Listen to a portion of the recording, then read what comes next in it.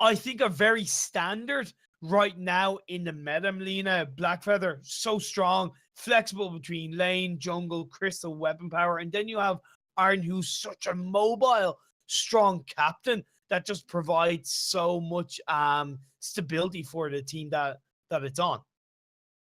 Definitely, and especially with Arden, he is like a really, really solid support. I know you are a really big fan of the Arden, and to have him with Black Feather as well, it just makes Black Feather even more mobile. Like Yeah, he's already mobile already with his Rose offensive, but just having that Vanguard and the lockdown from Arden just makes him even more of a deadlier threat, even in lane definitely. or the jungle. Definitely. And we do see that Batiste was the second ban on the side of Feroxx. I'm surprised Ooh. by that because Batiste, okay, provides a lot of CC, and we've seen some very aggressive Batiste coming out in the NACL so far, but not really the most meta ban. We see the Ringo is banned by Infinity Rebirth, definitely a stronger ban. I was thinking maybe a Grace was going to be banned by Feroxx just to take essentially the third strongest captain off the table, but now Feroxx has followed with a Vox. What do you make of that as a second pick coming out from them? Well, Vox in general is a very strong laner, and especially that Ringo has been picked off the table, which I would say is Vox's biggest counter in the lane. It just means they have more freedom with Vox and that he is able to pick off more plays that he would throughout the team fight now that he doesn't have that pressure from the Yeah. Ringo. And Vox So in general has been a strong laner anyway. definitely, definitely. And we see that the last two picks coming out from Infinity Rebirth are the Lyra and the Saw. We are gonna see push Saw, Oh. Saw push, Saw take third, Saw kill. That is the attitude that I feel we are gonna see coming out from Infinity Rebirth. And when you have a Lyra on your side that provides a CC of the Bright Bulwark, that provides the healing, um, and then you have the portal that the Saw is going to be able to either engage or disengage in. I think Infinity Rebirth have a very strong comp. What would you like to see Feroxx come out with as a counter to that? Oh, wow. I'm not completely sure. With the Saw, I think they need to focus more maybe with a Celeste, Well, hopefully. it's funny you should mention that because it's not Celeste, but it is a very similarly strong hero that has been picked up. It is the Samuel. Samuel Ooh. provides a lot of AoE damage.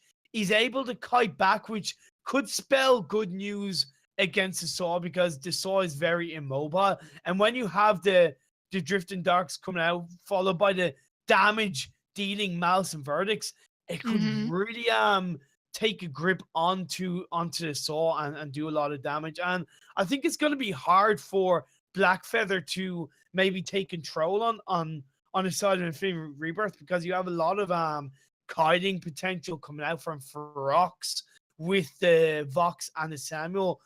Who do you think is looking initially between the two comps? Who do you think has come out on top, Melina?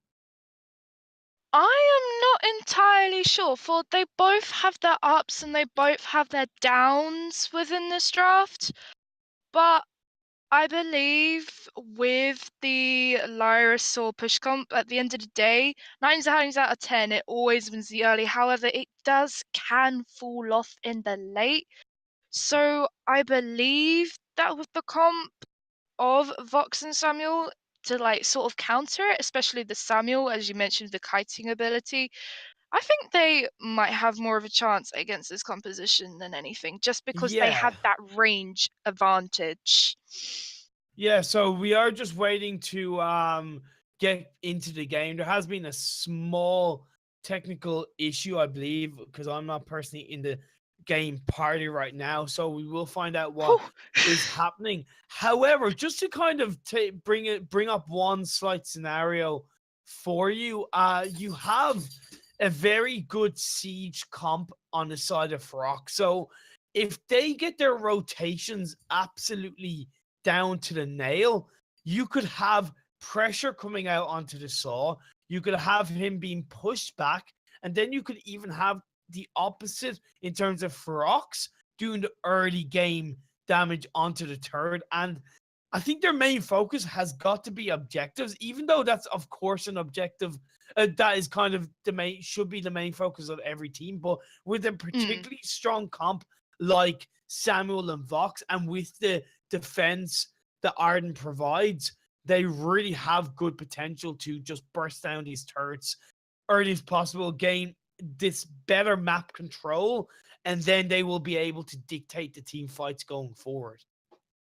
I definitely agree with you. And like I mentioned earlier, they do have that range advantage as well. So, as you mentioned with the rotations and all, if they play it safe, which I hope they do, then it will just help Samuel excel a lot quicker to his level 8, where he will have his full potential range of that Malice and Verdict. True, they should be objective based, which I believe, as you mentioned, literally every game is. However, I think with this composition, if they play it safe as well as especially with their rotations and just outplay them very smartly, I think they do have 100% chance of completely winning this match and taking it home. Yeah, definitely. And then as we are just waiting to get into the game, as I said, the host is back in and is looking to get this party started, so to speak. Excuse the Oh pun. wow. Just to give you Why? a Period. Get small out. bit of sorry, just to give you a small bit of information, Melina. I've been told that these two teams 100% know each other, and that Feroxx is seeded number 1 in the league right now with Infinity Rebirth 9th. So, oh, based on that, at least Feroxx should take the win based on obviously the seeding and the strength that has been shown in NACL so far. So I'm expecting really exciting stuff, structured, tight, synergistic rotations coming out from them. And like I mentioned, you want to play to your comp's maximum strengths. Definitely, definitely. But at the end of the day, Imperium, their placement in the league, I don't think it matters, in my opinion. But like Yes. as you do mention, it does have some significance. But I personally am an underdog girl.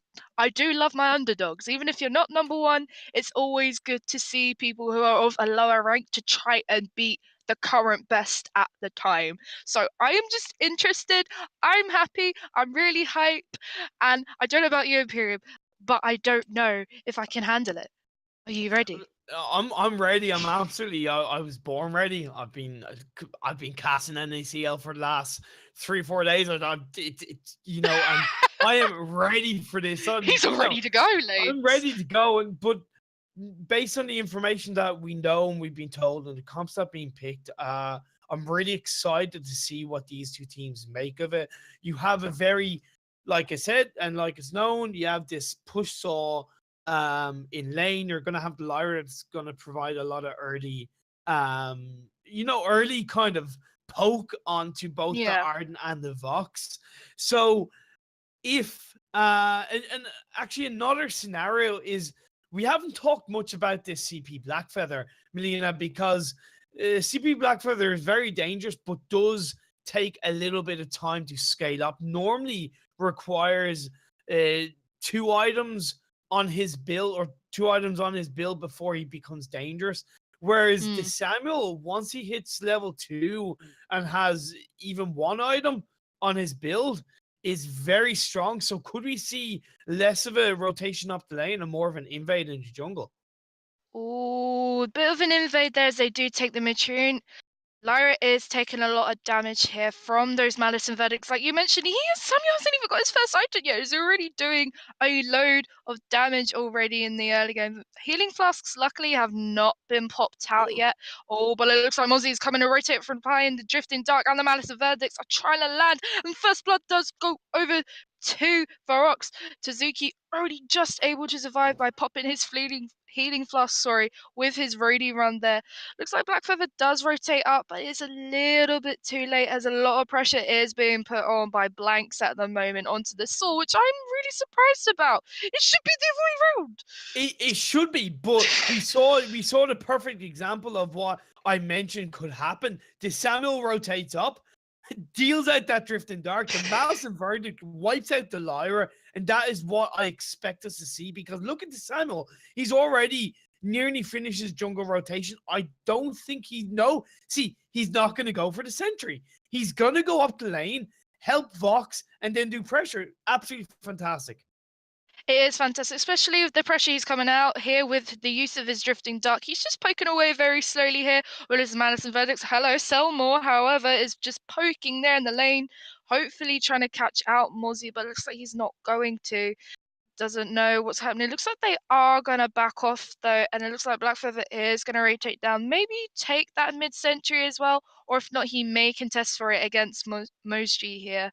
But it looks like, nah, he's not. He's going to leave it. He knows to be safe here in Imperium. He knows his rotations. Yeah, and if I was Mosry now, even though he's kind of actually right to take the hold up to both the lane jungle and even take that little bit of gold, he needs to rotate. He needs to make sure his rotation. But look at that by Selma.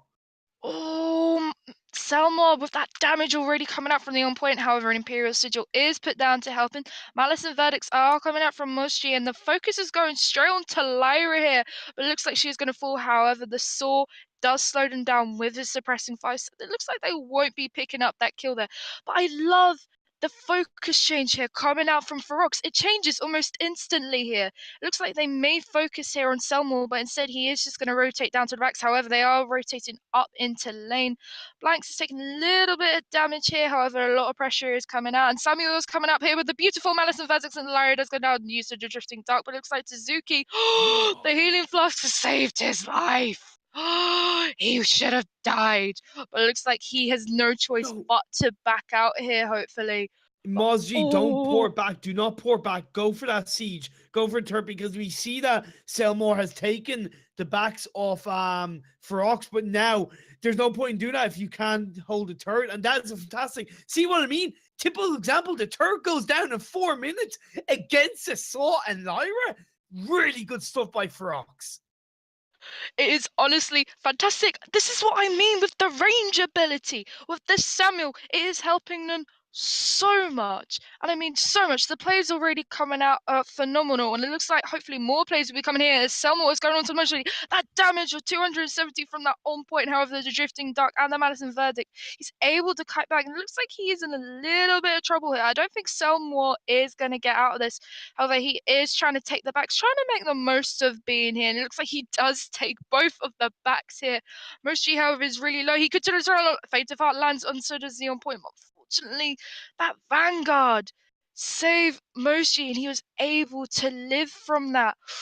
Yeah, but now look at this. He created enough of a distraction that the turret has gone down on the other way. Now, I feel that was a mistake by Feroxx. Because what was the advantage by killing Selma? What did they gain? They didn't gain anything. They got a kill, bit of gold, but they lost the turret. That means it is now equal map control on the board. A bit of a slight amateur mistake coming out from the number 1 seeded team in NACL, Melina. I do feel that, and I keep on saying this. When you're a team and you are going for a kill, or you're going for an engagement, or if you're looking to catch out one or two of or all of the enemy team, you got to ask yourself, what are we going to gain from taking this?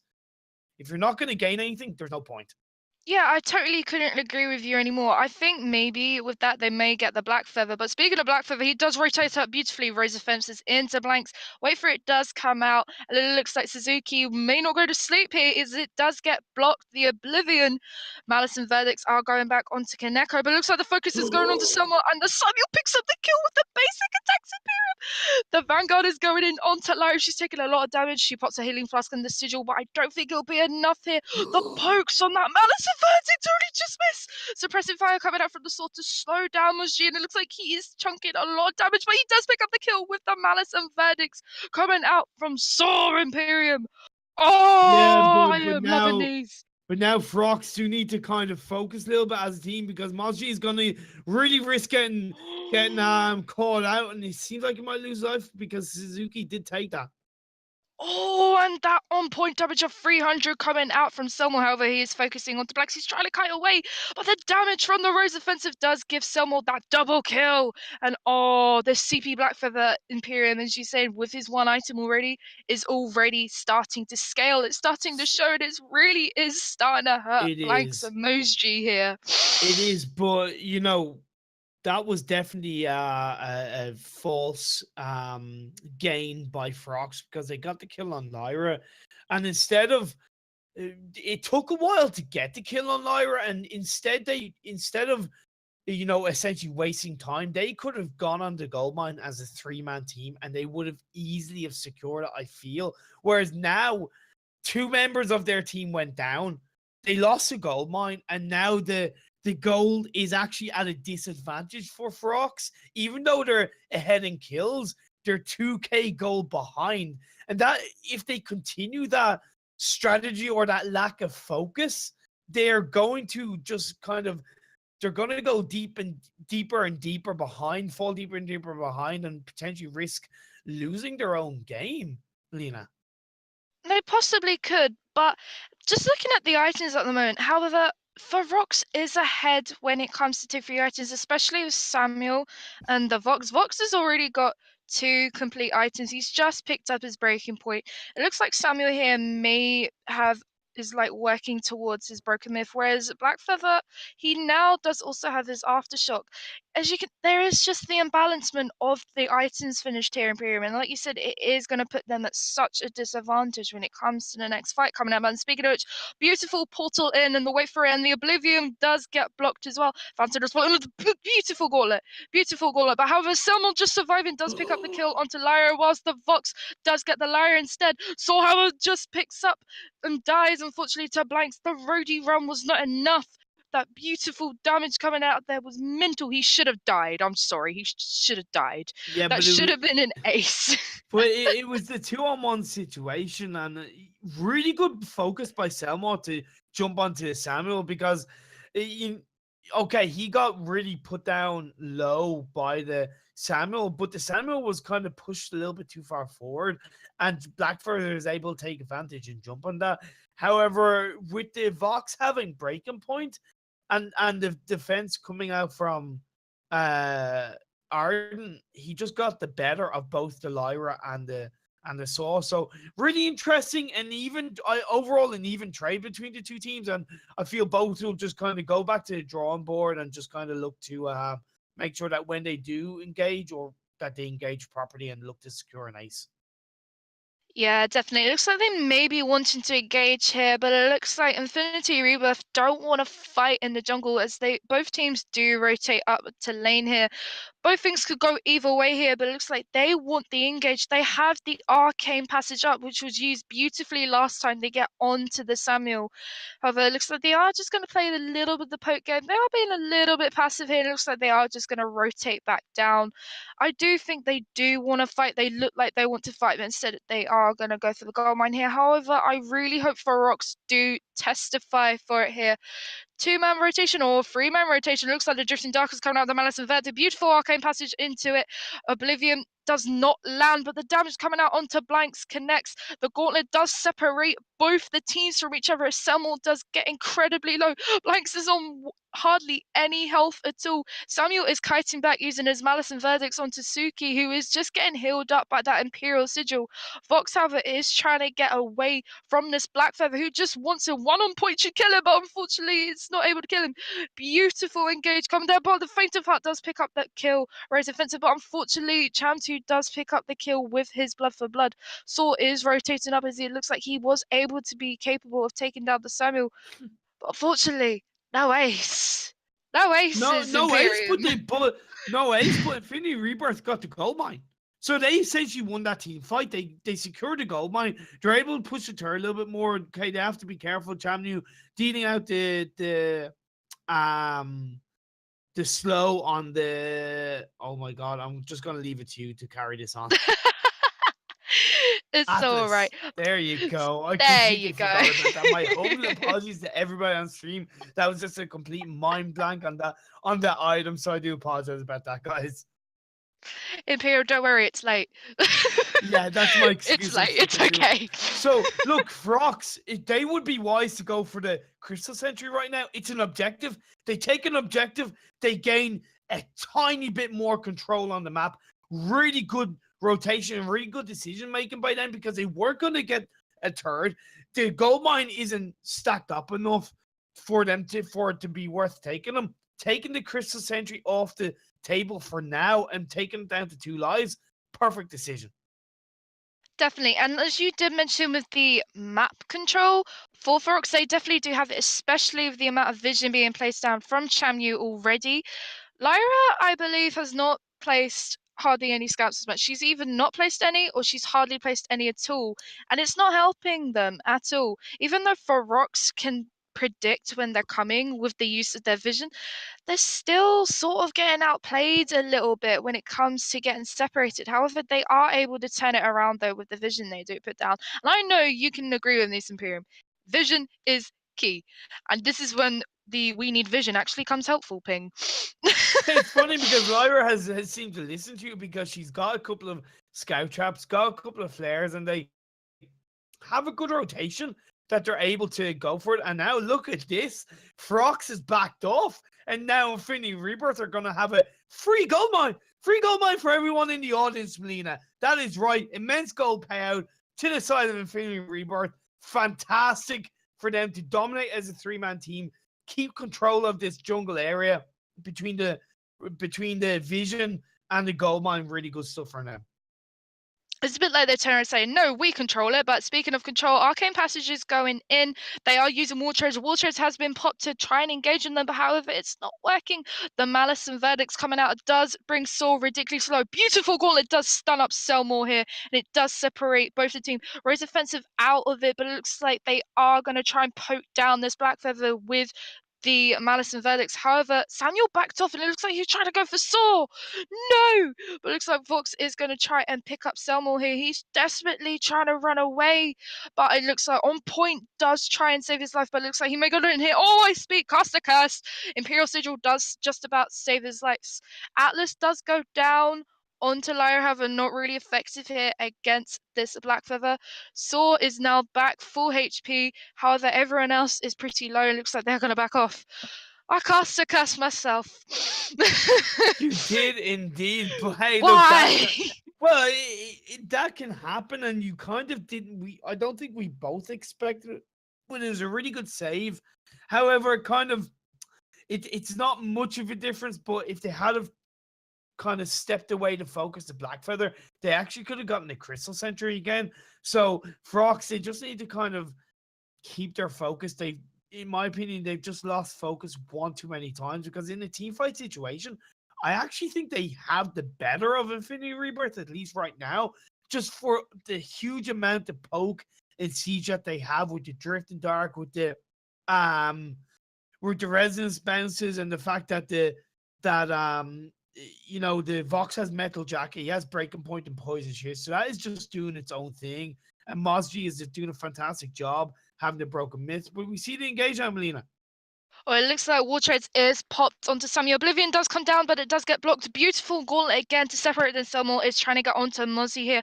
But it looks like Saw is going to go down. However, it's a trade for trade here. Blanks does have his stacks up at 12. Selmore is trying to poke him out with his On Point, but it looks like Lyra here was the distraction and just went the opposite direction, allowing Selmore to get away.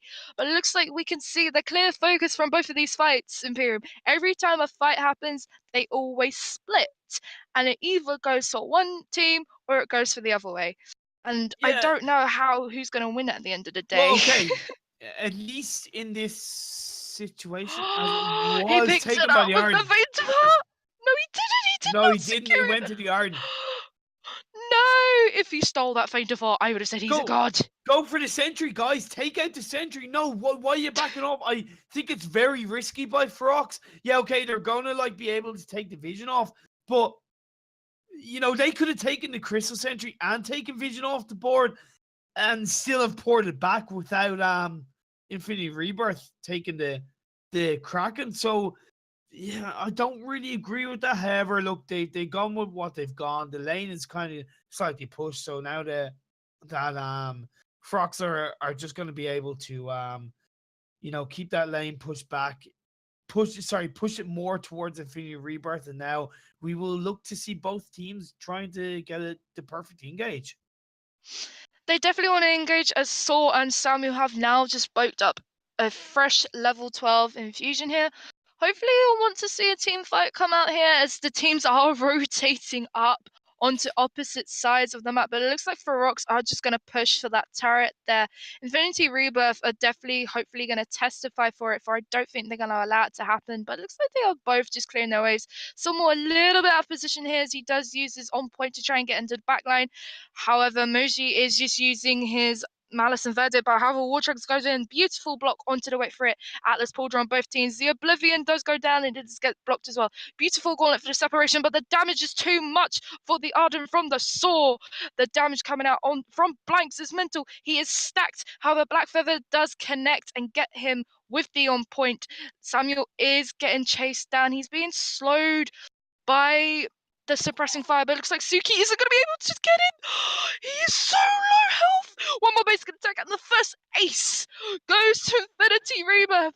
We finally have an ace Imperium. We do. We have a perfect Yes. time to get an ace as well with the cracking up. And look how quickly that's been bursted down by Suzuki on the Saw, and absolutely amazing. But I want to talk a little bit more. I want to talk about that last team fight, because you said that Selmore was out of position.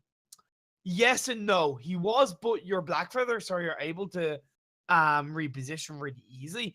I actually think it was Feroxx that was very heavily out of position, because when you have a comp of Vox and Samuel, you want to make sure that when the enemy team engages on you, they are engaging on you as much of a straightforward direction as possible, okay? As in they're literally going from left to right or right to left. Whereas when it came to it was kind of either side that they were being engaged on, they didn't know who to target for, and that's what lost them the team fight. Definitely looks like they are going to go on to Voxy. He does take a lot of damage. Arcane Passage is going in. However, they are just going to back off here. Atlas was landed as well. However, Selmar was not able to fully commit to that kill. Focus again. It's just going straight onto Blanks here as Vox. Moshi is trying to poke down this Saw, but it looks like they're not able to. They're just getting melted down and outpoked. Oblivion goes down, but again, it gets blocked nicely. Beautiful Gauntlet does separate Selmar from the rest of his team. However, looks like that Chami may be going down here, but unfortunately, he does pick up the kill onto Saw in the meantime. But it looks like the first game is going to Infinity Rebirth here, Imperium. GG's all round.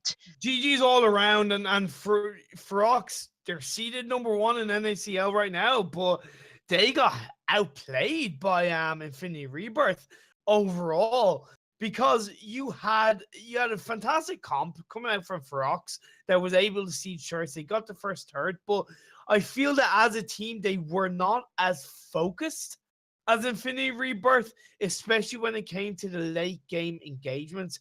And the ultimate issue, or the ultimate loss, was that team fight engagement before the Kraken, when Feroxx were out of position overall. They got caught up because they were in the wrong direction. Saul was able to build up stacks without being a hassle. Blackfeather was able to reposition perfectly, focus down on the enemy team, and they got aced for it. And overall, yeah, Infinity Rebirth just took it to Feroxx, and GG all around. It's just such a shame, and especially that our predictions sort of went the other way around. You would expect Infinity Rebirth to be more predominant in the early game, but really it was Feroxx, and you would expect that composition to be more dominant in the late game, but it looks like both of these teams just switched it around. Feroxx were more dominant in the early game, and it looks like Infinity Rebirth were more dominant in the late game, especially when Saw does have more of his items. True, he is more powerful in the early game when it comes to objective taking, which makes it a lot harder to take down a Saw comp. However, I feel like that with that Black Feather, especially that CP comes online a lot later. With that, he was just able to outplay, and just having that dive potential, just dive either onto Samuel or onto Vox. And unfortunately, as we see, they just kept getting separated. They just get separated, which made it a lot easier for him just to take them down so much quicker. And I think that's just where they lost, Yeah, unfortunately. and it is. So look, it's only the first game. Ferox, they obviously have the potential and the ability to take it to Infinity Rebirth and take it to a 1-all and follow on to 2 or 3 game series. What do you think is going to have to change between the comps? Do you think Ferox will want to look to have a more early game engage frontline jungler that's going to hassle Infinity Rebirth like they had with the Black Feather? Or do you think they're just going to stick to a similar comp and just look to execute it a lot better? I think maybe just saying that execute it better. Like we've seen especially earlier on with that Samuel, they are capable of this sort of composition. It's just they need to be able to execute it perfectly, especially against a diver such as Black Feather, which I feel like was just their main problem. And the fact that Lyra also had an arcane passage, so she would just teleport in, be right in their faces, which is that sort of composition you don't need. You work at a range of that composition. So that's what I think was sort of their downfall. But I feel like if they keep up with it like they did earlier, as we've been seeing out throughout the match, they can definitely do it. I believe they can definitely do it, and I think Of their strategy can work. of course it can. Do you think Ferox will look to ban out the Black Feather in this first part of the ban series, or because they are on the left hand side, that they will maybe look to have a common ban in terms of, let's say, Varia, Grace, Churmwalker, and then pick up the Black Feather for themselves? It may be beneficial for them to pick up the Black Feather, but I would just say it'd be safe just to get rid of Black Feather in its a whole, just because he is like a really strong pick, of course, this update, like weapon or CP, more predominantly CP. But I Yeah, feel like they would be a lot safer. It's just less risky getting rid of it. He's just exactly. off the table and you don't need to deal with the harassment. Exactly. So look, the draft has started, Melina, and we see the first ban by Frox of Lyra. I That has got to be a kind of a reactional ban. I feel Mm. as in they kind of maybe have gone, look, Lyra was just really hard for us to deal with in that first game. We're gonna take it off the table. It is maybe also a slight throwaway ban because she's not really banned, at least on the first set of bans. So with Infinity Rebirth banning Varia, that leaves a couple of really strong heroes. They go for the Arden, Melina. I'm very Hmm. surprised by that. I expected either Grace Churnwalker or Blackfeather. Blackfeather being the most being the most notable. I'm just surprised. I see why they want the Arden, but I feel like he isn't a very top pick when it comes to rumors, especially that, as you mentioned, you have the Grace and the Churnwalker. They are, I would say, the most stronger rumors compared to Arden, and it would be nice to see them change things up a little bit. However, I do understand with the Lyra, just because they Yeah. saw how So dangerous she was. exactly. And the first pickup by Infinity Rebirth has been the Ringo. Really strong right now, Ooh. especially with the Spell Sword Double Tyrant. And now the second ban has been Rona. I think that's very clever because Rona is the type of hero that's going to look to engage onto Ringo. And, by taking that away, you're taking out a hero that does somewhat counter Ringo, but that does leave it risky because Ferox, there's a lot of kind of assassin type heroes that are going to be able to jump onto Ringo. It all comes down to what is banned on the side of Ferox as they are just deciding. And then what is picked up as a second pick by Infinity Rebirth, Melina. What do you think about that? What do you think is going to be followed up? I feel, I'm not really sure. They may ban an assassin, but I hope they get rid of Black Feather here. Like, even though true, they've got rid of one of his biggest counters, which is Rona, unless he was CP. Um, Black Feather here can easily outdo Ringo when it comes to up close, and I would say when he's CP as well, with the Yeah. poke he has for the on point. So I hope they do get rid of the Black Feather What here. I what they have gone with is the Grace, which I find interesting because Grace I would have thought would Ooh. have been. Actually, no, sorry, it's a very clever ban by Feroxx because they've already picked their support. So by taking the Grace away, it's a really good choice. But it has left Infinity Rebirth to pick up the Black Feather. So they've gone for a Black Feather Ringo comp in terms of the first two heroes. And with Grace, Ooh. Lyra, and Arden taken off the table, it does mean that Feroxx can actually not only counter the rest of the current Infinity Rebirth comp, but they can actually counter against what will most likely be the Churnwalker pickup coming out from Infinity Rebirth as their captain. But Batiste has been picked up as Ferox's second pick. I'm kind of surprised by that. And then it has now their last pick is Vox. What do you make of the comp coming out from Feroxx? It is Arden, Batiste, and Vox. Well, the Batiste, I would say, is smart here, especially for Black Feather, because it just locks him down with the Ordained. For he, of course, won't be able to block it all the time, for his Rose offensives won't come up that quickly. So it's a nice way just to have a nice secure lockdown, especially with the Gauntlet as well. With the combo that you can have with the Fearsome Shade and the Gauntlet can work really nicely. The Vox, however, is a little bit debatable. The ability between Vox and Black Feathers, I believe, always leads down to Yeah. skill. True, at the end of the day, Black Feather does counter Vox, but at the end of the day, I always believe it does come down to skill. Yeah, But it it is. is interesting.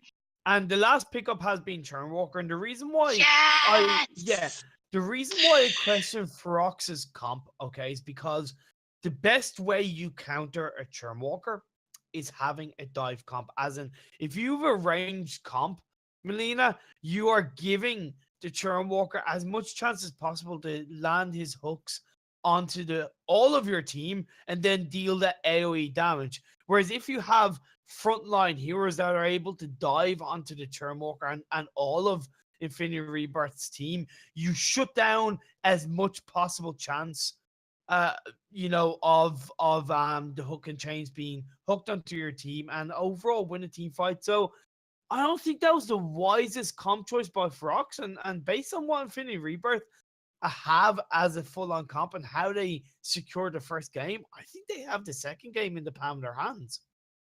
I think they did, especially that Selmore is back on that CP Black Feather. We saw his plays last game were amazing.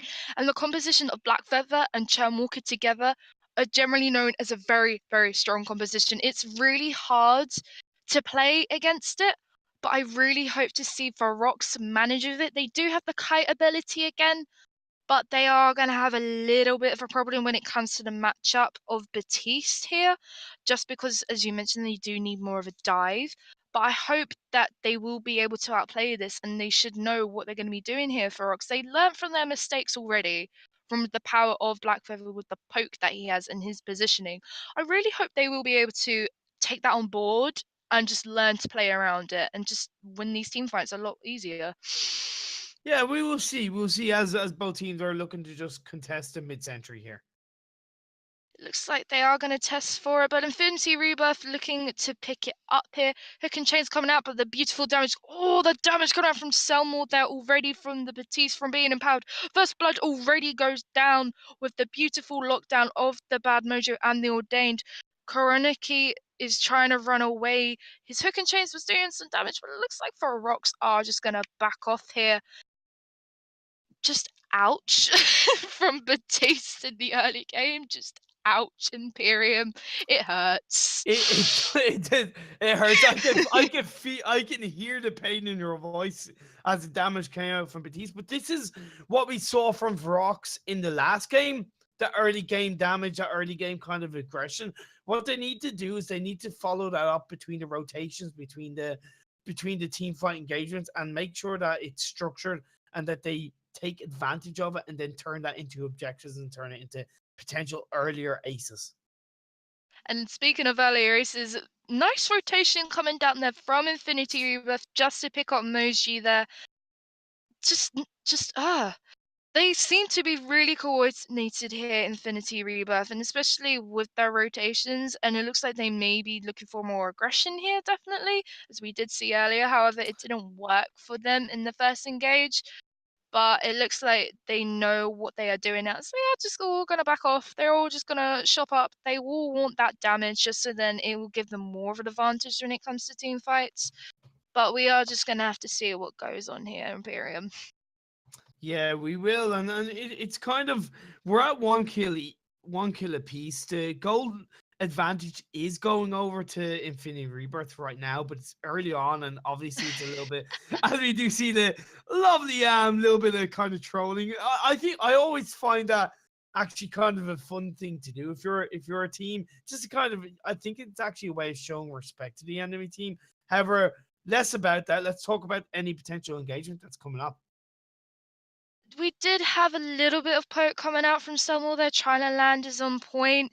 But it looks like they are just trying. He's trying to back off a little bit here. He knows he can't get too close to that Batiste, otherwise he is just going to get focused down from his empowerment of the Bad Mojo and the Ordained, and then he's just going to be a bit of trouble.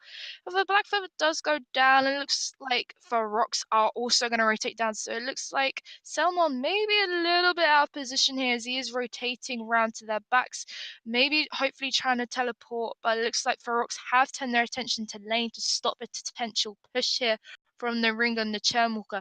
Blackfeather, however, being really sneaky with the backs there, though, just taking them Ah, away from Moji. sneaky Black Feather. But look at that, as Suki does that good third damage, and now with Arden joining Vox, that could be a bit of pressure going on to the Ringo.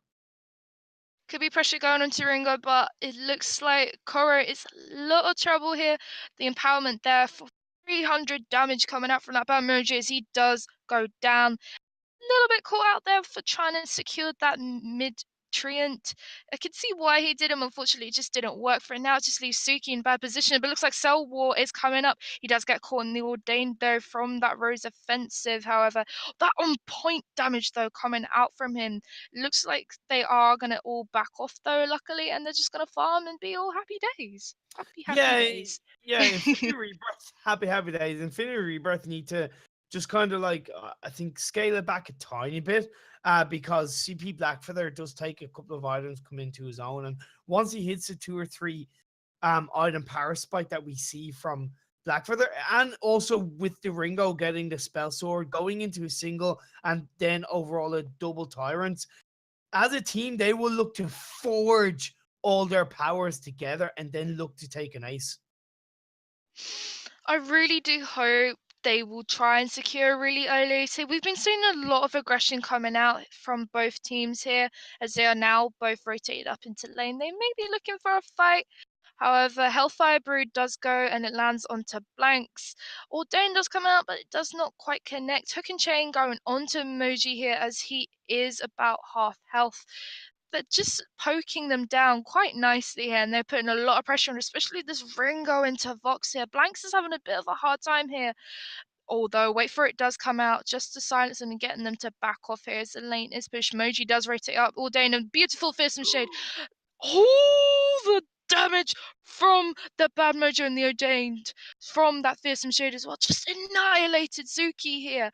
Hope, but it looks like Selmore, though, in response, is rotating up. He's trying to catch up, but it looks like Chernwalker may go down here. However, beautiful Rose offensive onto Moji here. He does get stunned up in the Ordained, and I don't only misses his on point, unfortunately. He knows he can't engage, so he just Rose offenses out of there.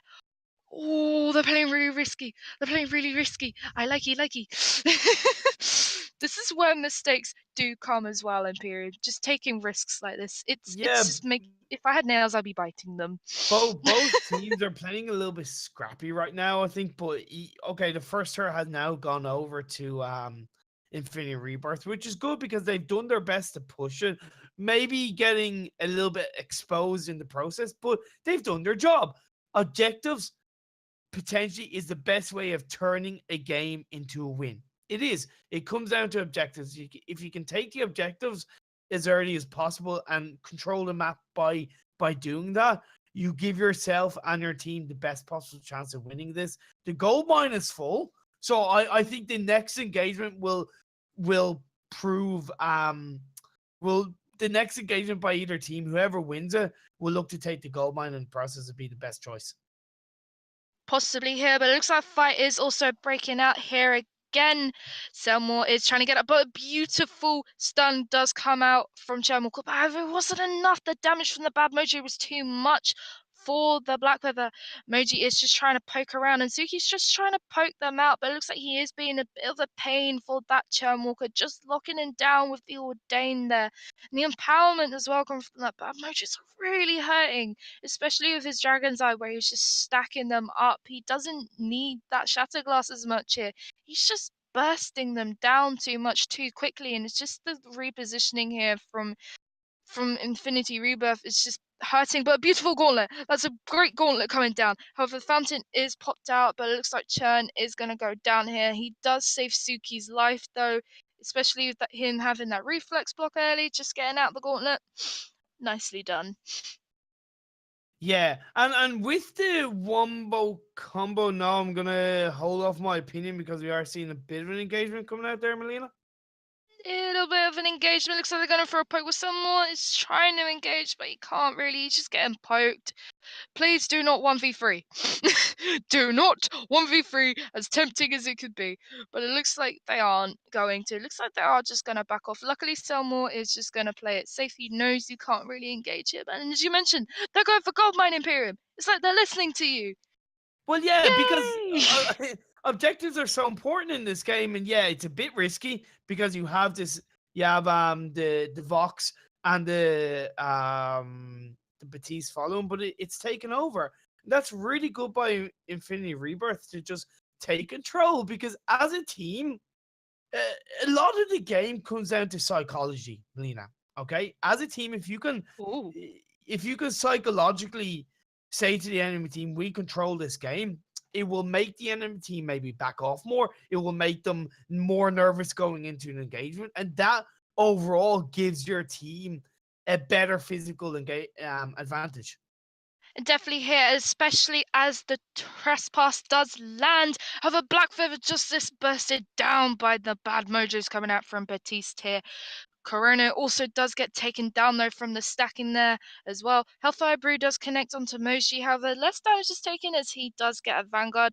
Suki here won't be able to do much here, and it looks like he is just going to have to surrender that turret to Feroxx. Oh, the repositioning and the positioning coming out from Feroxx here has definitely changed so much more. It's so much better compared to last game into this composition Imperium. Yeah, it is, and they're really evening things out right now, and they're turning the kills into objectives because they're 7-1 in terms of kills, and it's really important as a team that you turn those kills into objectives, into some form of advantages. And yes, they lost the gold mine, but they weren't afraid to go back in.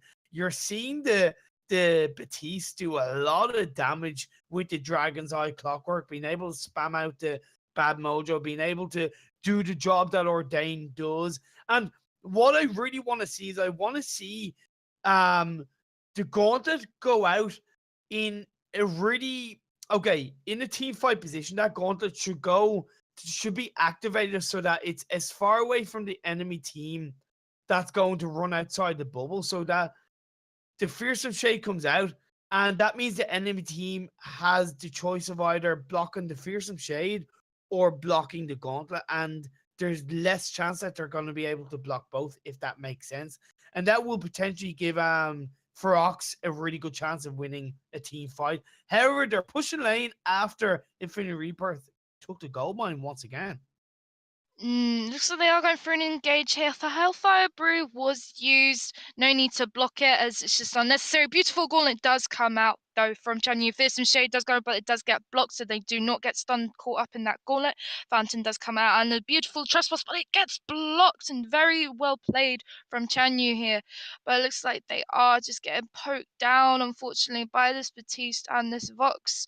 Koro had to no, it's not Koro, sorry. Suzuki had to back just because he was taking way too much damage here. Lane is pushed a little bit, but looks like they are just going to clear it, take their backs, and just play it safe at the moment. For they are very risky to try and testify and make another team fight here. Yeah, one item I want to propose to you that is bought is the Echo on the Batiste.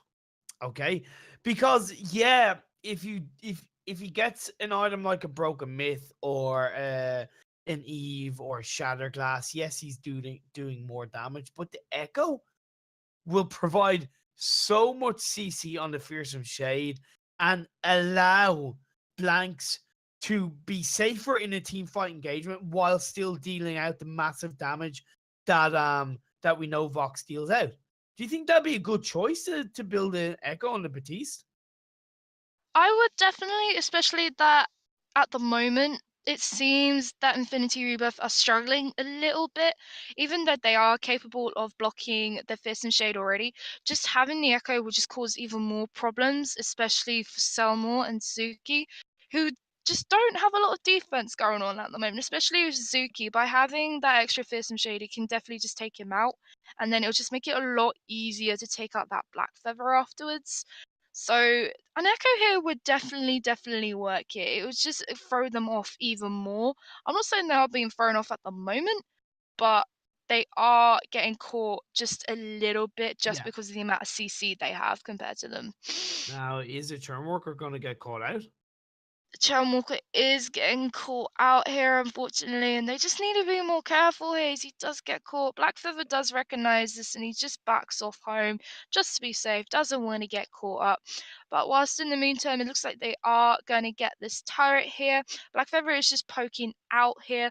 Beautiful, wait for it, comes down. The nice gauntlet there just to stop them from escaping and forcing them to fight. Fist Shade comes out, however, Suki does block it and he does initiate the Hellfire Brew onto Chamyu. Selma, though, is wanted to go in with the on point. He does use the Faint of Heart, but he is just trapped in that Ordained. That Ordained is definitely Black Feather's worst nightmare. You can't do anything with it. Once you're stuck, you're stuck.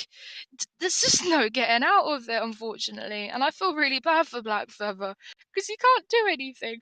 Oh, but it looks like Chamyu is getting caught here. Nice Achilles shot coming from Zuki, trying to stop him from teleporting back. Nice trespass does connect onto Blank, so it doesn't get blocked. Fountain does come out as Moji does stop the engagement there with the Ordained, and they are all going to back off again and go for a gold mine. This Nice. this game is so close, Melina. Really, these two teams are. I'm not gonna say they're playing the best that each team are playing, but they are playing so similarly in some way, as in they're engaging on each other, then backing off a little bit, not quite getting an ace. I actually don't believe we've had an ace yet in this game, and the goal difference is minimal. Each team has no, sorry, one team. Feroxx has two turrets taken down on Infinity Rebirth side, and Infinity Rebirth have one side. But either way, this game is so close. I believe with the Kraken now up, whoever can secure the next team fight win will have a big advantage in this game. I definitely couldn't agree with you anymore, and especially that I would like to see Feroxx try and take it. They are going in for a team fight here. All treads are being used just to try and escape and reposition here. Hellfire Brew again, just coming out from Suki. Always, most of the time, being used on Moshi here. Again, looks like they may just teleport back, but they are going to rotate down the shop, which I don't think is very smart here. For it does allow them to push. However, they are now freshly infused. Hopefully they are going to go for a team fight here as they are just rotating up. They don't want them to take this turret. Let's just see how this is going to go out. A beautiful on point starting the engage there. Ordained does come out. Nice gauntlet does separate and Selma does get caught. Fearsome Shader, however, doesn't get completely blocked here as they do get pushed away. However, the trespass is blocked here. It looks like Ringo will go down as the Vox does secure. Raise defenses from Selma. However, he does pick up the kill, the on point. But again, he gets taken down by the bad mojo. Corona is just stuck here with this Ordained, with this Batiste just constantly harassing him. Another Fearsome Shade, and that's an ace coming out from the other enemy team, which I've completely forgotten the name. Feroxx, there we go. Yeah, so that was a really God damn it. excellent. I want to talk about Chamu on this Arden. he's not being given enough credit for blocking those trespasses. At least twice he has blocked a trespass with his Crucible. And it's such a hard ability to block. It really is. It's It one of the honestly hardest in is. the game. And to be able to do that really has helped turn their game around. And now with Selma, is he going to Oh, look to please, steal it? please. No, unfortunately, he did not block it. If he had a rose, if he used his rose offensive, he could have stolen it and I would have cried. No. But it looks like the Kraken does go to Feroxx instead, and they are just gonna push. But no, if he stole that, that would have been the play. That would have been the play of the evening. I don't care. You can argue with me as much as you want. That would have been the play. It would have been, however, it wasn't. It wasn't meant to be, and now Feroxx have a really good opportunity to, you know, take. They're gonna take at least one of his turrets because they've got a good siege comp with the Vox and the Blackfeather. With as we what will we see Infinity Rebirth do to counter this? I don't know, but it looks like they are just going to try and engage here. Blackfeather is using his Feint of Heart to get under Blacks. However, Gauntlet does separate the teams from each other. Suki and Blackfeather are just trying to get away and slowly make their way out. The Gauntlet, they are trying to take this Kraken, but the poke coming out from Moshi here, their harassment is not helping them. Fist and Shade does coming out, but it isn't completely blocked. Blanks is falling ridiculously low, and the Trespass is blocked again as there's a trade for Vox and Ringo here. Batiste is trying to kite as much as he possibly can, but Selma does pick up the kill, the Feint of Heart onto Batiste instead. Looks like they are trying to kill Chamu here, and he will go down, luckily. And that is an ace. Double kill to Selma, and it looks like they are going to take the Kraken. Hopefully, they will be able to push, but they aren't going to be able to get much out of it, and hopefully they will take this Kraken, which they will do, luckily. So not a game over yet. They still have a chance, Infinity Rebirth, and I would like to see them come back from this Imperium. Yeah, of course, but that was the perfect push by Feroxx. They've exposed Vein Crystal more than a streaker. It's absolutely fantastic stuff by them. We saw them hold down Infinity Rebirth really well between the Ordained. It was, again, a really good gauntlet coming out by Chamu. Most gauntlets, you want to kind of lock down one or two enemy heroes straight away with it, but the purpose of his gauntlets is to kind of lock the enemy heroes into it so they don't know whether they should Crucible out of it or not, because they know the Fearsome Shade is going to be followed up. So it's really clever stuff. And then once again, the Trespass was blocked. Yes, Vox went down because he was too low at that point, but the Trespass just keeps on getting blocked, and it makes you think, should Kuro get an Echo? If he gets the Echo, will he be able to do a double Trespass? And that will make it a little bit easier for their team to take down Feroxx. It's really interesting stuff. And as you said, it's not over for Infinity Rebirth. And I think they do have a chance of getting back into it. They do, however, I'm going to have to disagree with you. No wave gauntlet, just saying. But anyhow, I'll hold my opinion for now at the moment. They are going in. The Trespass does not get blocked this time, unfortunately. A lot of damage is coming out onto Chamu here. Phantom gets popped out late, and the gauntlet goes down late as well. Atlas goes down onto Vox's. Someone is poking him down, but he's just caught in that ordained. Zuki is quite low here, and he needs to play it carefully. However, Fountain is popped just to make sure he stays alive.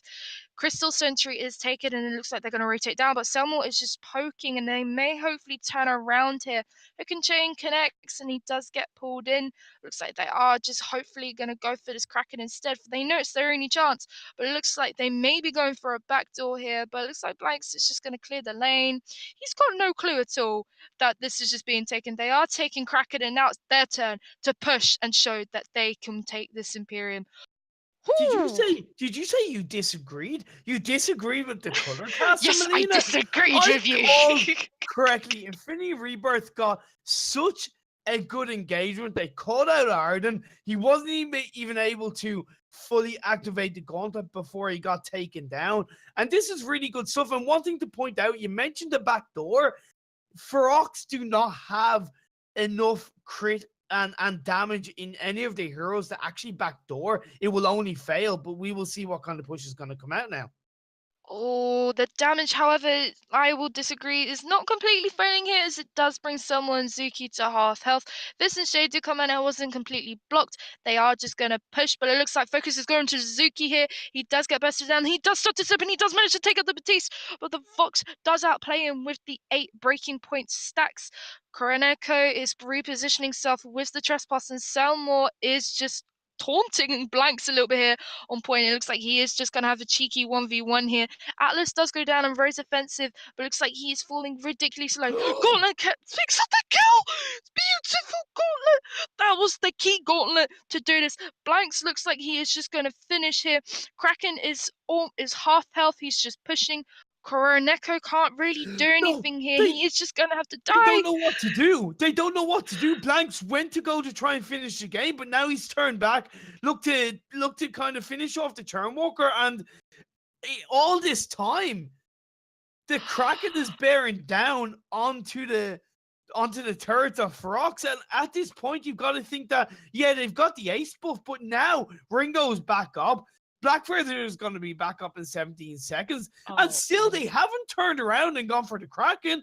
The Kraken is going to take down the last turret, and now it's exposed onto the Vein Crystal.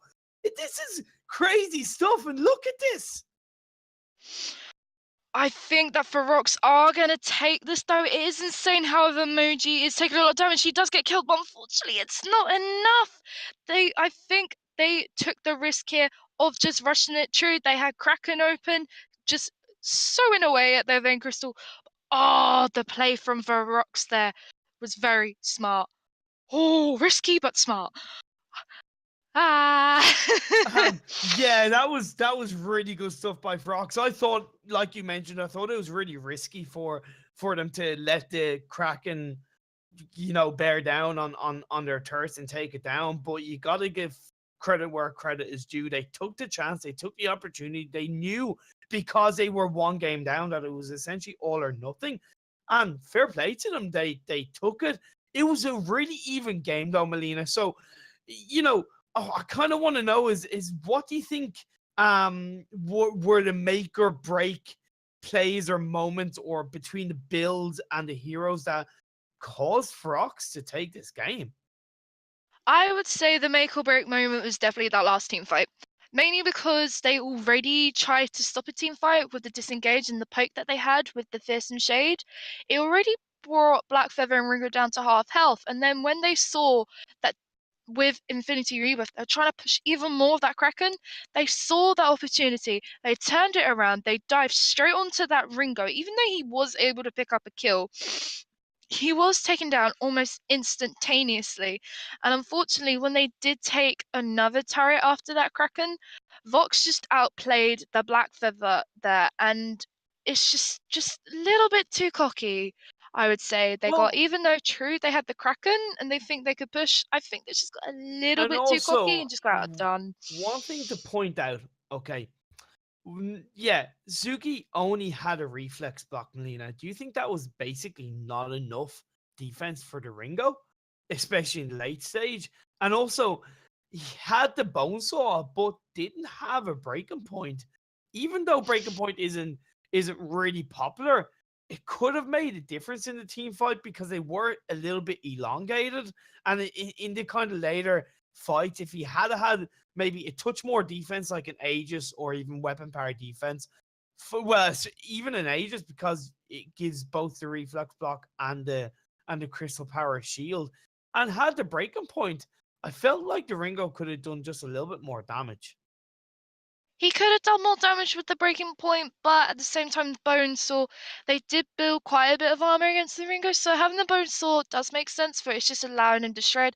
But I can agree with you wholeheartedly with the whole Aegis, mainly because Batiste out that team was the most burstiest, and as we saw, he did a lot of damage onto Ringo, and it's just a shame that he didn't get this Aegis. For if he did have it, he would have survived so much longer, and the hits from the Batiste would have not hurt as much, especially that he had that broken myth as well. It just meant it's just more damage onto Ringo with that extra pierce onto his natural Yeah. shielding.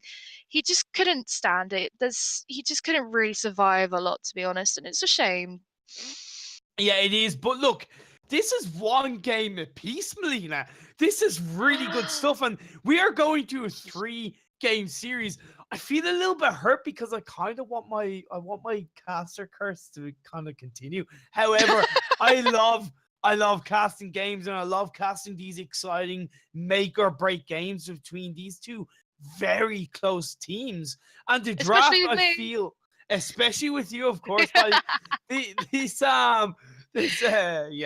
but anyway, this last draft, I think both of these teams are gonna play a very calculated draft, maybe because I'm not 100% aware of what these heroes' full comfort picks are. So we might see a completely different draft as these heroes and these teams look to these players and these teams look to kind of go for full comfort picks and look to maybe just break down the enemy by going on what they know how to play perfectly as a team. So I think this last draft is going to be really interesting, and I think we are just waiting for the link to the draft, and then we'll be right into it as soon as possible. Not only that, we are having a player swap as well for Feroxx. Blanks is being swapped out for Jay. New player in. I want to see how they play now, especially with how they're going to play in this draft. I really want to see the comfort picks, as you mentioned, come out. For I feel like it is vital in this last match. Comfort picks are everything, especially when it means coming to the last fight. You want to try and win as much as possible. And comfort picks mainly help people win at the end of the day. Even if it doesn't work, even if you technically should lose the draft, you can easily come out on top of it just because you are so aware of what you're doing with that particular hero. Exactly. So I have been informed that the draft is getting started straight away, though. Infinity Rebirth has banned the Black Feather, Melina. Straight away. Bland. That's it. No hesitation. Taking it off the table. No more Black Feather. A little bit sad about that because I love seeing Black Feather, but it is clearly a very wise and clever choice. And at least Feroxx, taking away the Varia makes sense. She's a broken hero. Get her away from her. We don't want her anywhere near the fold. And now it comes down to his first pick. Infinity Rebirth going for Arden. Seems to be a really power pick between these two teams in this series. And I wonder what is Feroxx going to follow up with. I thought this draft was going to be a bit more slower paced, but God, I'm hardly able to keep up. Looks like they just want this over and done with Imperium. I think they've just had enough of chasing tails. Yeah, They just want to win. Well, yeah, and that is also another way of looking at it. We might see this converted fast draft as finally a Grace comes out. Thank you very much. I absolutely love Grace right now. She is so strong, I love her. able to dive on the front line. And what I feel, a Ringo's banned on the side of Feroxx. I thought they would have taken away somebody like a Sky because I feel Sky, unless they're going to pick it up, but I feel that Sky is one of the heroes that can really take away a lot of Grace's strength. Is a bit of a counter to her because it's hard for Grace to get on and lock down the Sky. So I'm kind of surprised that Ringo was taken off the table. I'm a little bit too, but there is a lot of choices for Grace that can kite around her. Like you mentioned, Sky will work really nicely for Grace here. However, if they do able to pick up their Sky, then they would be able to react to it with an assassin hero, such as a Koshka or Attacker, onto Yeah, it. And it's just going to be more of a pain for that Sky as well, for the constant repositioning. So it exactly. may allow Grace to learn something onto her if they do let Sky through. But we're just going to have to see how it plays We out. are, and Rona has been the second ban on the side of Infinity Rebirth. I find interesting because that's now two very strong weapon power dive heroes carries taken off the table by Infinity Rebirth. They've got the Arden, and it makes it a little bit harder, I feel, for Feroxx to pick up their second pick. Yeah, okay, they've taken Ringo and they've gone for the Vox, which makes sense. But where does that leave Infinity Rebirth for their last two picks? Do they go for maybe something like a Samuel Saw that is able to gonna have a push turret siege comp, or are they gonna go for more of a dive comp, maybe a Taka and a Glaive, which we haven't seen much of, or maybe an Alpha and a Ooh. Glaive? This is really interesting stuff. I do want a dive clump now that you mention it. Yeah, I It know, I generally know. sounds really saucy. Wow, Uh, wow, that is an excellent way of putting that. I'm sure the guys in the stream chat will go absolutely ape over what you just said. However, the last two picks on the side of sorry, we haven't seen a pick yet on the side of Infinity Rebirth. They seem to be You've taking their got my time. hopes up. Yeah, I know, but they How have dare picked up the you? Batiste. They've picked up the Batiste. Okay, I'm giving you that little nugget of information, Melina. Take with it how you will. They've picked up the Batiste. Strong. We've seen the Batiste be pretty a pretty strong pick, especially with the Arden because you have a lot of CC against the enemy team. What do you think should be Infinity Rebirth's last pickup? Ooh, I'm not really sure. They could go for a weapon Sky here just to be a harassment for Well, Grace. just to touch on that, because you mentioned weapon power, they haven't picked up the weapon power Sky, but they have picked up a Baron, who is a Ooh. bit of a counter to the Vox. But how I feel that is going to be an issue is that does leave Taka open. And yes, the Batiste can help to shut down the Taka, but when you have the chitin on the Taka that can dodge the ordained, it does leave it a little bit dangerous for Infinity Rebirth, I feel, especially because Feroxx has Grace. And late game with the Echo on the Divine Intervention does make their team as a whole very strong. And they've gone for Rhyme, Melina. Very strong, gives them a lot of frontline damage. What I'm a little bit afraid of is that with Rhyme being very slow, it's going to be a little bit harder for him to get onto the Baron, especially with the CC of Batiste and Arden. What do you make of that as a last pick? Do you feel they could have picked something a little bit stronger instead of Rhyme? Well, the Rhyme works definitely close range against Batiste, so he'll have no worries against the Batiste at all. But I do agree with the Baron because Baron is able to jump away with his jump jets and has the kite ability. Rhyme is going to struggle into it, but I would say that if they had to go for a stronger pick here, I personally probably maybe would have gone for that Taka. True, you'll have the slight problem with the Batiste, but as you mentioned with your chitin, if you time it perfectly, you can easily dodge the ordained, and it's Yeah. just a nice engage, and he can stick really nicely onto that Baron, which is what you're going to need here. The only thing I can see being a very logical and really potential strength for Ox is that they're gonna use the rhyme is essentially gonna be there to be a sustainable tank monster old man that's going to essentially distract the enemy team, allow the Vox to do his thing in the back line, build up stacks with the breaking point, and even though the Baron late game is going to be very dangerous, if early game with the right rotations, Feroxx can really take a stronghold of this match and really snowball it. They could snowball it. They do have the, I would say, the early game potential just because of Grace and Rhyme. Yeah, However, I feel like Infinity also do just mainly with the Batiste and with his empowerment, just because as you know, Baron is all late game and he'll come on then. But as you mentioned, I feel Ferox do need to be aggressive here. They need to snowball a lot, like you said. yeah. and take objectives here. Like they are taking this mid-century already. Infinity may testify for it, but it looks like they're not going to. Does go over onto Ferox's side, I believe, and it looks like they are just going to rotate and go do jazzy things.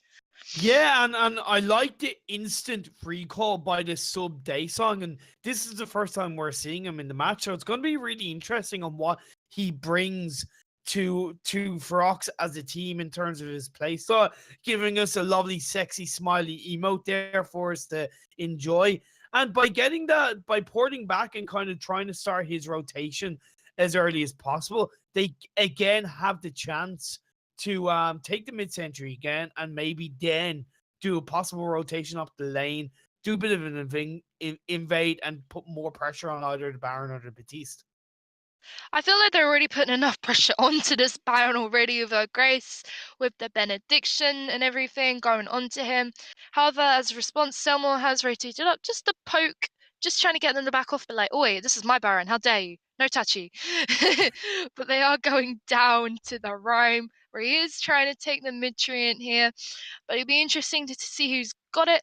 Nice Holy Nova does come down onto Batiste, and looks like Dason does pick it up though. He could turn this around, but unfortunately he can't do anything when he's stuck in the Ordain. Oh, he does boots in! He boots in! And he does connect with his Winter Spires and his Chilled Winds. Someone's a little bit stuck here, and hopefully he will go down first blood. But no! The damage, unfortunately, of the time was not enough from Batiste as he may get away here. He is trying to testify, but he's playing very risky. He's playing with fire here. Benediction from Grace, as she does pick up the kill onto Batiste. Suki does rotate down. However, I feel like it was a little bit late. But that damage coming out already from the jump jets and the Porcupine Mortars. He is trying to turn around. Please use your jump jets. Please. Yes, he uses his jump jets and the damage coming out. But the Holy Nova does knock him up instead as they do turn around. He goes down here and the turnaround coming from Feroxx. What's happening? But it looks like Bam Mojo is coming down. Ordained onto him. Chill Winds does stop Selmore in his tracks, but he does pick up the kill onto Daysong. Oh, there's more action already, and I love it already.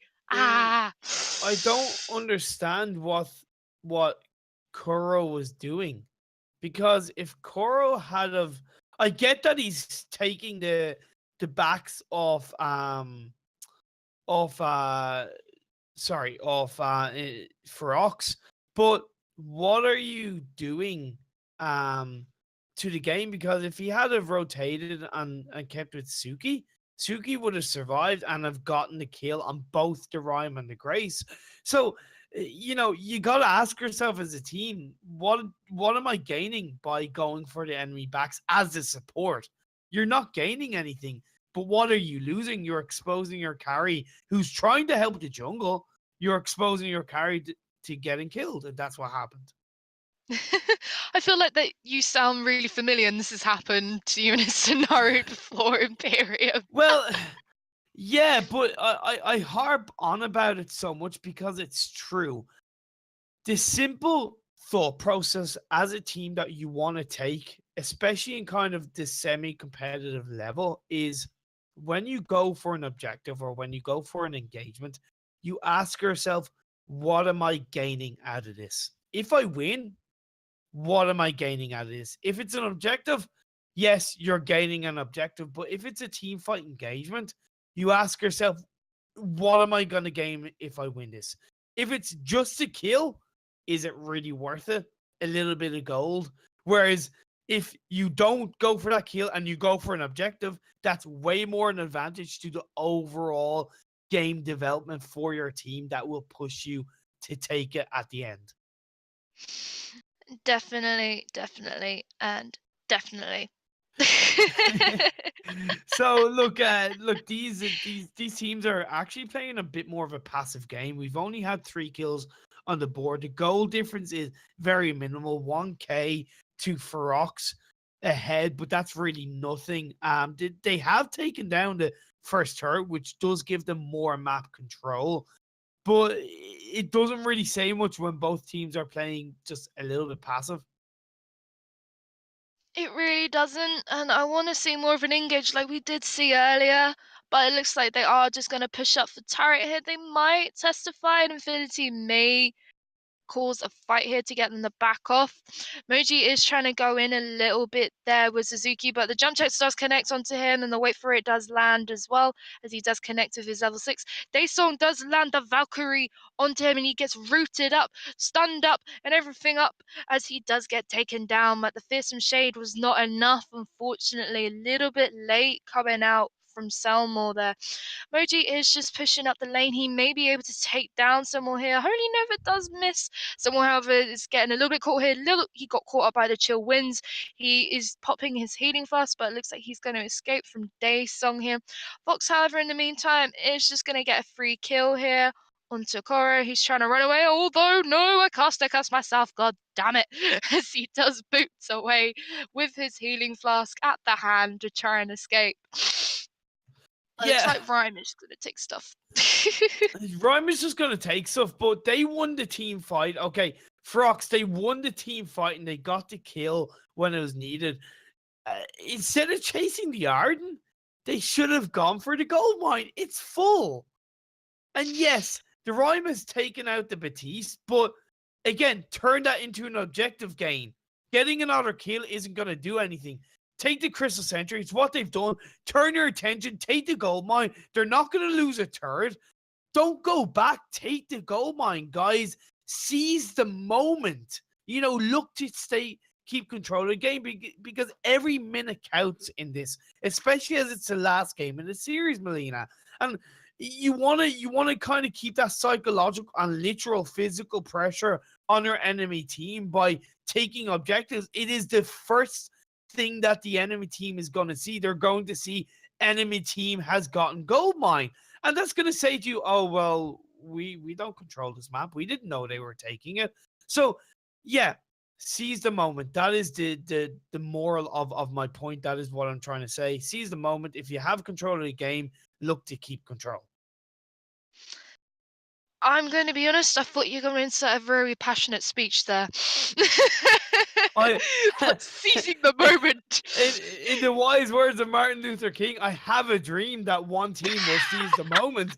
But they are. See, the dream is coming true. They're taking the gold mine, Melina, and it's really good stuff. That maybe somebody up there is listening to me, and it's going to be risky if they maybe push it closer to their side with the Iron Cannon come down. No, it's not going to quite secure. The Fearsome Shade is blocked, and I think that will mean they will just secure that gold mine a little bit more. And they've taken down the Batiste, they've taken down the Baron. They're going to look to secure the first ace of the game, Melina, while taking the gold mine, and they will look to turn that even more into a third objective. No, the Holy the Holy Nova did miss. It's okay, but no ace here at the moment, Imperium. The caster curse is strong with us tonight as they do take the turret here. They are a bit of a disadvantage. The gauntlet only just misses, though. If that landed, that would have been perfect. Jump jets into the fight. Holy Nova does come down. A beautiful stun does knock out the Baron, who's just not long come out the base. Oh, the damage coming out. Moji is stacked, and he is going to take down that Arden, hopefully. Whilst in the meantime, Batiste is just trying to escape the Grace and the Rhine. Grace is just harassing him. Holy Nova does miss, unfortunately. They may just back off it. They could turn around for the Crystal Sentry, but in the meantime, Arden does get picked up. Crucible is used there just to try and make him survive. However, it should not be wasted as a double kill. Does get picked up from the Fearsome Shade. Never risk and use a Crucible like that again. Yeah. No. I want to touch on the last team engagement when Infinity had just come out of their base, as you pointed out, and they engaged onto Feroxx. Not a bad idea to engage, but the issue was that Baron got far too close to the front line, because when you're against the likes of a Grace and a Rhyme, they're just going to turn around and re-engage onto you. And that's what happened, and they lost overall that team fight, I feel. And when you're a Baron, you just want to take it easy. Just kind of play more in the back line and then use your jump jets only when it's outright needed, only when you're realistically going to secure a kill. Definitely, but hopefully we maybe see more secure kills come in as the boots just goes in from Jacon. He's in. Holy Nova goes down onto Batiste. He just gets annihilated there. The ion cannon not even needed, not even gonna be worth it. So he just got destroyed. The engagement there, I love it. I love it. I love it. I love it. I love it. I love it. Um, They just went straight onto him. They went, no, you're gonna die. exactly. But now what I love even more, Melina, is that they turn around instead of trying to chase another kill. They got the Crystal Sentry, they took a little bit of jungle, and now they're going straight again onto the gold mine. And we are seeing this. You know why? Because they've jumped up to over a 6k goldie, Melina. And you know what gold gives you? It gives you items. And you know what items gives you? It gives you more damage. It gives you more defense. And it gives you a better advantage in team fights. That's what it comes down to. I thought you were gonna say something else apart from items. No, just I got, I items, got, I baby. got It all sad. comes down to items.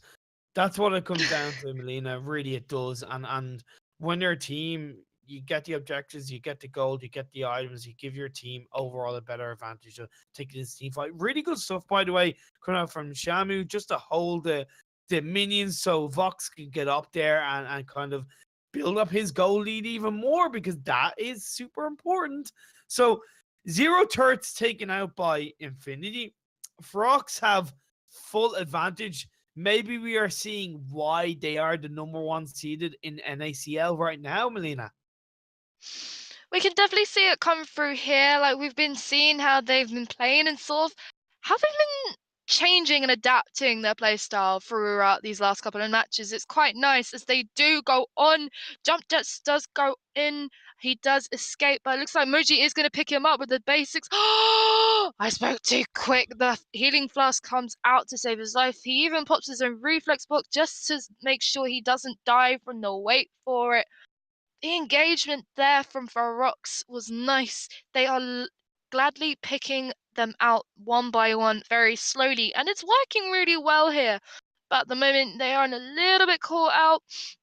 Moji, however, is just going to go and harass the Baron. He's doing so much damage and he does get healed up by the divine intervention and keeps him alive. He is stacked up, he wants it, but the Fearsome Shade does get blocked out from the Batiste. Moji again from the Echo coming out from Chamu does survive with another divine intervention coming on here. They are going to take the turret. Valkyrie only just misses though, unfortunately, from Daysong.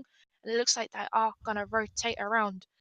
Really good stuff by Ooh. Feroxx, because they didn't win, they didn't get an ace, but they got another turret. Really good stuff. And now they're going to be able to pour back. I feel they could have actually gotten the Crystal Century again, and I believe that would have been the last life and it would have eliminated. But look, gotta give them credit where credit is due, because you know, sometimes when you're a team, you by kind of porting back, you recompose yourself. They do have a really good advantage. They are they are nearly 10k gold lead ahead. That is giving them a very big stronghold in this match. And we're seeing another engagement. Looks like another engagement. Moji looking to go in, but looks like Infinity know the danger and they are going to pull back.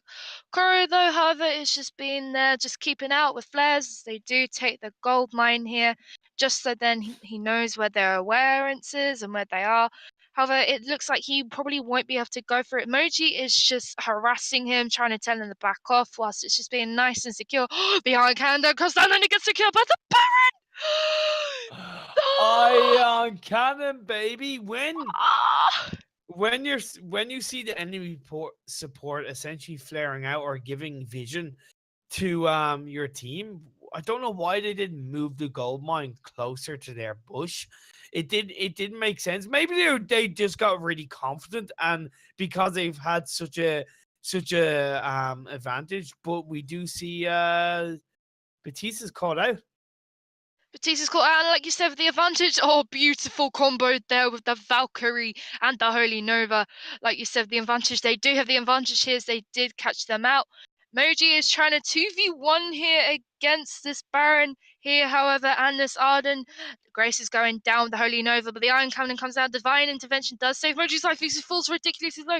Zuki's trying to reposition, but unfortunately they both don't get stunned up. Gauntlet comes down and he blocks up Dayson, and however he picks up the kill over the wall with his Winter Spires onto the Baron.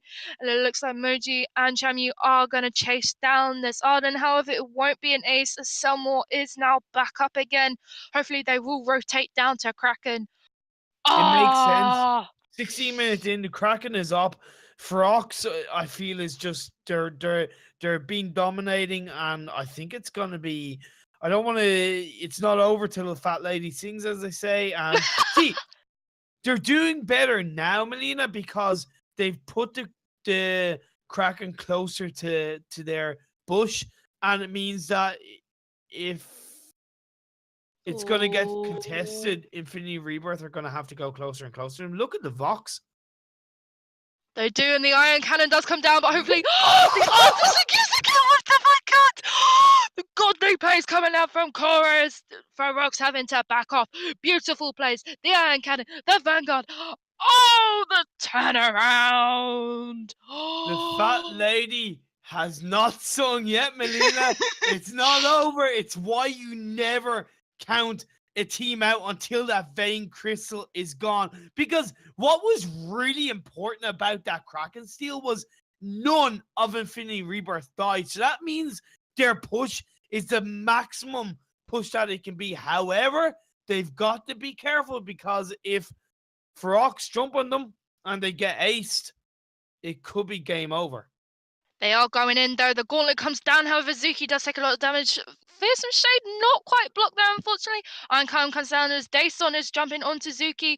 Nice Holy Nova does knock out the Batiste, and it looks like the focus is going on to Batiste instead, as he is just focused down. Moji is going in. He is not scared. He wants that kill, and he does pick up the kill onto Zuki. But it looks like they may try and chase down the Arton, and they are going to chase him. But the Kraken is still pushed. Kraken is pushed. Turn around. I don't get why Rhyme poured it back, because I feel they actually could have gone for the win with that. Arden wasn't going to be able to do much to defend against him, maybe because the Rhyme is quite slow. They weren't confident of really being able to do it. So, but as a team, you kind of, if you're going to pour it back to take the Kraken or to take it down, you want to do it as a team, because it's going to do a lot quicker. But look, still very good stuff by Infinity Rebirth. They're going to, they're going to feel confident that with that Kraken steal, and they got it. I forget if it was a 1 or 2. It was a 2. Sorry, it was a 3 turret push. That was really good stuff by them. It definitely paid off, and especially that they got it for. I mean, if Feroxx got that Kraken, they possibly would have left them down to the Vein Crystal, and it would have left them more of a disadvantage. But luckily, they were able to secure that Kraken, which needs to be replayed. Someone replay that, please. It was a godly steal. Oh my days. Oh my days indeed. But look, we are 90 minutes into this game, Melina. Feroxx, they need to kind of keep their composure a little bit. Late game, we're seeing the Baron coming into his own as another engagement comes out. Engagement coming in. Valkyrie does miss, however. Wait for it, goes down. The beautiful gauntlet does separate the team. Fist and Shade goes down, and so does the Iron Cannon, but the Batiste is annihilated from the Vox. So he is looking to reposition here. If he does position himself right, he can take down that Grace. However, he is trying to take down Moji. He will get healed up from a divine intervention, even though he may have got Atlas. It's not going to do anything for him, as they are just going to back off here. And it looks like they are just going to play it safe. They may rotate down. They could potentially get a crack in here if they wanted to. I think they're scared. Like they might, but no, they are scared. They're scared. The Ion Cannon, and because I think they kind of can't afford to lose another Kraken, even though they have a stranglehold of the game. They can't really afford to lose another Kraken. They can't, but it looks like they are going to boots in instead and hopefully pick them off again. Corey is a little bit caught out. Holy Nova does miss. Fist and Shade isn't blocked, and it does push them back a little bit. Moji is kiting around, and Grace is just doing a lovely job on the engage. Holy Nova does stun up the Arden as Vox is stacking up, but in the meantime, Rhyme is taking out Selma, and Selma will go down as he is separated from his team, and Koro could do nothing for him, unfortunately, bless him. Whilst Moji was just shredding with his stacks, and it looks like they will go for a Kraken here, but again, there's the risk. Although Ion Cannon is down at the moment, Arden could come in with another steal. If he comes in with another steal. I don't even want to speculate what might happen because I'm sitting on the edge of my seat here thinking about what might happen and look, it will be what it will be. We see Beautiful jumps over the wall there, but it looks like the Baron picks up the Kraken again. He may have died for it, but it was so worth it. I'm sorry if I killed everybody's ears, but that prediction of the mortars was key. Never mind everybody's ears. My heart is pumping, Melina. I'm gonna have to call the ambulance at just the tension that is being caused in this match. Infinity Rebirth, they won't give up. They're like a cat with 9 lives. They are on their 5th life at this stage. They've taken 2 Krakens. They've stayed in it. They've survived team fighting engagement after team fight engagement by Feroxx in this late stages. And now, yes, okay, a third isn't being pushed down on the side of Feroxx. It is essentially free 500 gold each for them, but Infinity Rebirth are still in it. The tides are starting to turn that little bit more. And it's any team's game at this stage, even though it is a 10k gold lead. It doesn't matter when we are 22 minutes into it. It doesn't matter at this point. Usually it would. Usually 10k gold lead, as we both know, fellow person would say, instant loss. In this case, it's not. They are putting it around. They're stealing the crackers. They've been stealing gold mines. It's just unpredictable. This is probably the most unpredictable matches we've seen this evening. It is, and it's one of the closest, and I really give credit to these 2 teams because, you know, it says a lot for a third game in a series. Psychologically, you have to stay focused as much as possible, and these 2 teams are really doing their best to stay focused because it's not like Feroxx are making a lot of mistakes on their team fight engagements. It's just because the rhyme is kind of so slow and there's only so much dive that they can do that the jump jets are really doing its job to keep the Baron away. And because he's got that late game disgusting damage, that Feroxx can only do so much. So each team are really focusing and concentrating so hard, and full credit to them. I do hope that every viewer out there that's watching it is really enjoying it because it's what we all love to see. I just don't know what to say of this game at the moment, Imperium. I don't know where it's going to end at this rate, to be honest. I don't know who's going to win it. The plays coming from both of these teams have just been really well played, but also really unpredictable with all these steals and everything. But it looks like for Rocks, it looks like they've had enough. It looks like they may be wanting. They were setting up there for an engagement there with Grace in the top brush, which I think would be quite nice, just to then have the Rhyme and the Vox being able to engage. Looks like they're going to back off, and it looks like Daysol maybe is going to take this Kraken. It's risky. Why would you take the Kraken? Have they not learned? Exactly. Why would you do that? But it looks like they're distracted. It was a distraction. The Holy Nova goes down, and Zuki, however, does get out. The Fearsome Shade is not blocked. Iron Cannon does connect down, but it looks like Moji is going down, and he does pick up the kill onto the Baron, which was needed. Ryan is chasing down this Batiste, though. Whilst in the meantime, Vox and Grace are just so focused on Kore here. And Kore, beautiful goal! The will save his life. And in the meantime, Fearsome Shade does push away Daysong, but he is gonna die, unfortunately. This Batiste, they can now push to win if they can. Hopefully they should. If they go for Kraken here, I am going to scream for what they are doing. But it looks like they are gonna push the lane. They're gonna do the sensible thing. They will take the turrets, hopefully in time before Zuki gets up here, and hopefully win this game. But we don't know. What's gonna happen? We don't know because the Baron is up in 10 seconds and the Arden is really doing a good job. Okay, he doesn't have his gauntlet up. And yeah, now, Feroxx have backed off. The Baron is up now. The Arden is up. Are they going to go for Kraken? No, they're going to port back. And I think that's actually clever by them. Would have been risky for them to go for Kraken.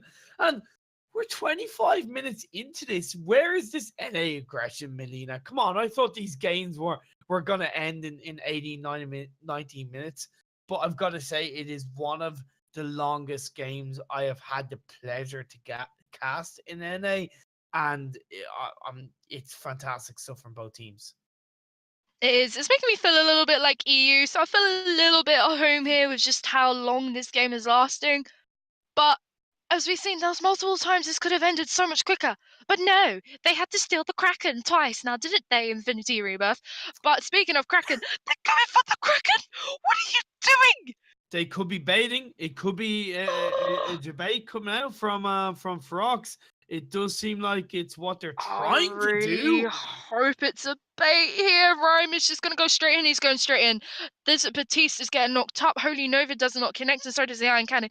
Fearsome Shade finally gets blocked again. This time, the beautiful gauntlet does stop the Grace in her tracks. Divine Intervention is going down on Moji just to save his life, and he does pick up the kill on the Baron. What are you doing? Why are you going to Kraken? You should push.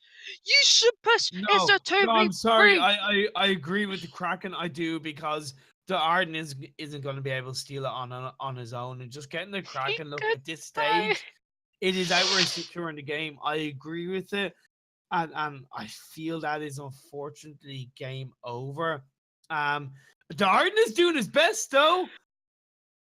This is what I mean. He could steal this. He could steal this, but he's getting too low. No, he's too low.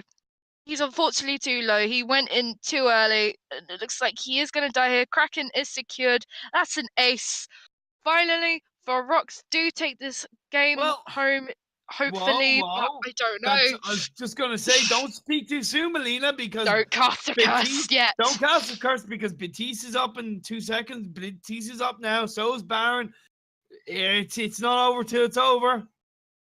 It's not over till it's over. Iron Cannon and Divine Intervention is used. Valkyrie does clip him only slightly, however, it does not stun him up. It looks like in this case I may be right here. However, Fearsome Shade does come down. It does not get blocked. Daysong does go down, but it doesn't matter. The crystal is taken. Feroxx finally take home the series of 2-1 in this best of 3 Imperium here on NA tonight. Yeah, oh my days. Feroxx, I suppose the best way of summing it is Feroxx showed why they are seeded #1 in NACL right now, because Infinity Rebirth, they stayed in it. They wouldn't go away. They just wouldn't stop. They wouldn't let Feroxx win. And I've got to give full credit to both teams. I've said it already. I'm going to say it again.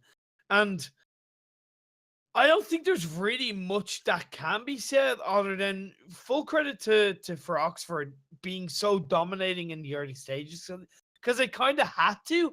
They had to snowball as much as possible. But then Infinity Rebirth, they got 2 Kraken steals. Not 1, but 2. They kept us on the edge of the seats, and they just faltered at the end.